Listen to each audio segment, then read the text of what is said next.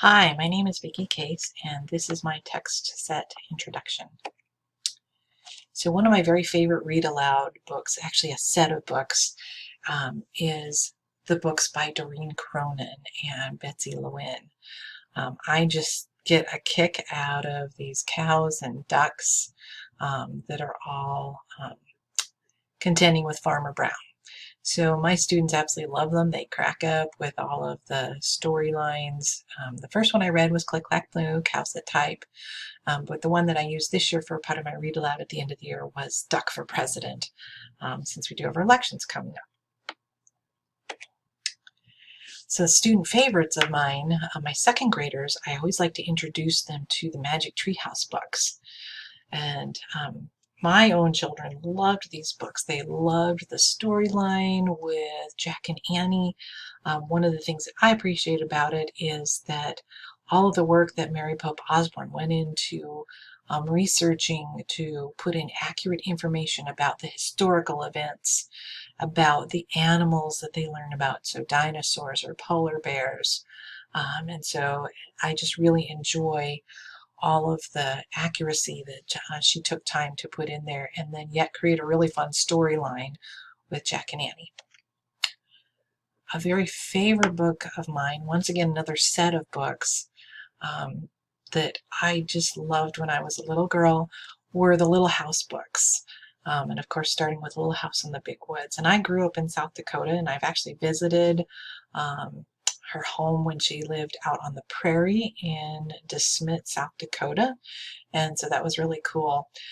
But we had a big willow tree. We didn't have a lake like this picture, but a big willow tree in my backyard, and I would spend hours under that tree reading. And this set of books was one of my favorites. I still have the set of books. My girls all read them, and they're tucked away, hopefully maybe for some grandchildren.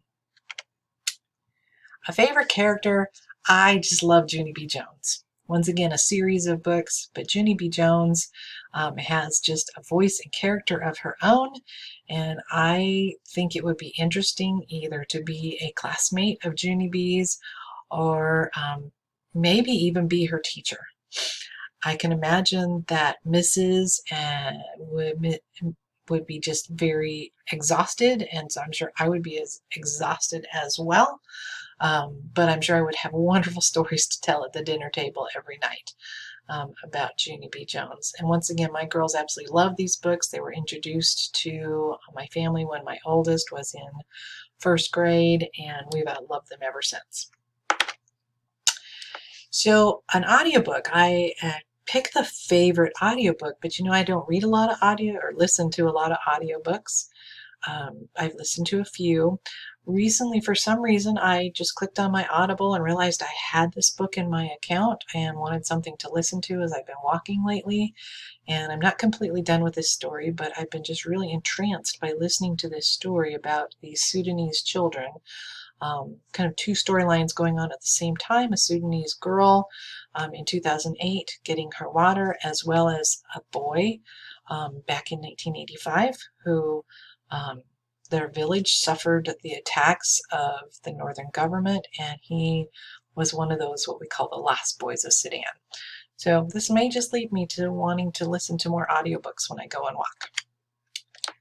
A book that really influenced me as a teacher was this book, Thank You, Mr. Falker. And I think it has really influenced my desire to really help kids who are struggling to read. This little girl really struggled and struggled, and somehow she got by for a number of years, and finally this teacher realized something was up, and he was just bound and determined to do what it took to help her to be able to read. And the success, and even reading it, even again, I was kind of listening to it because I don't have my own copy of this book right now. It still even just made me a little teary-eyed as I listened to it. And finally, this one didn't really fit into category, kind of fit in a place to visit. I have visited Great Britain when I was in college, and I just would love to go back. I'm kind of inspired by, I'm a Great British Baking Show fanatic. My family gave me this baking Bible, and I really love it. I've tried a number of recipes from here. And you know, cookbooks are a great way to get kids interested in some reading.